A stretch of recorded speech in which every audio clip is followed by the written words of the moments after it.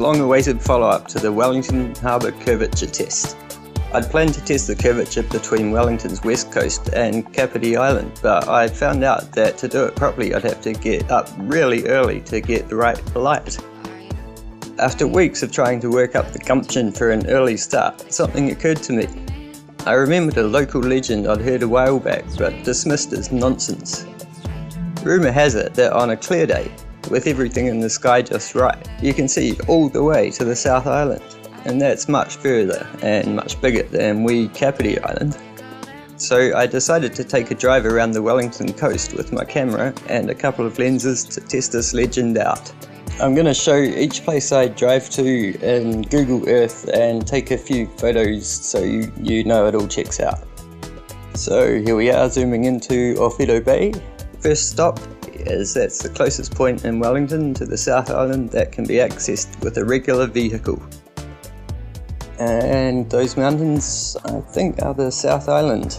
Let's see if we can see them through the camera.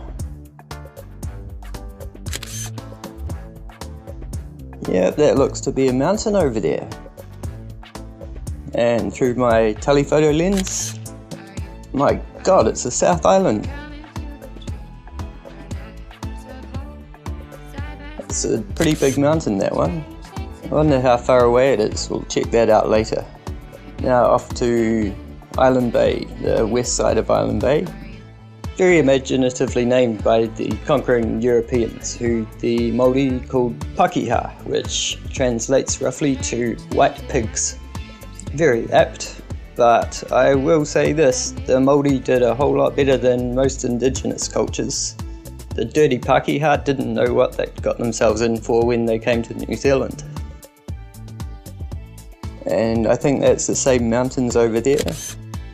And yeah, I got my trusty compass just so you guys know I'm not lying. And look, I even got footage, a panorama of our lovely southern coast. And there's that mountain again. And my photo of the mountain.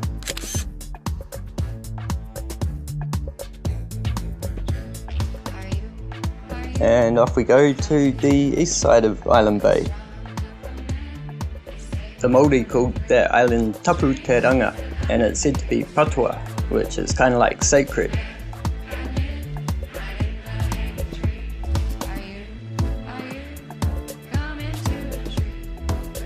Okay, that looks to be those same mountains again, and it's my picture of them. A scenic spot, Island Bay, and it's the ferry going to the South Island. Okay, now across the harbour to Days Bay. Just crossing over Som's Island here, our local leper colony. Every good city's got one.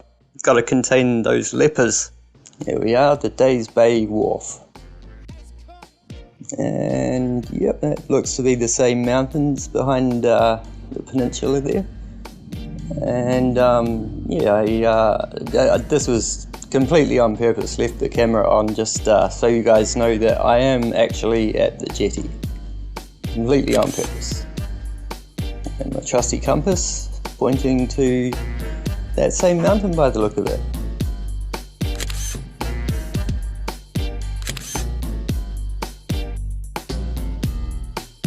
Let's go check out these mountains. Okay, zooming out and over the South Island. They're a bit further away than I thought.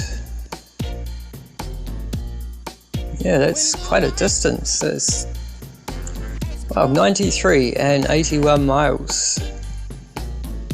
I had no idea they were that far. Okay, I found this on the web. It's to help measure curvature, and it takes into account the height above sea level that you're measuring from. As you can see, the 12 feet, that corresponds to the height on the jetty that I took these photos.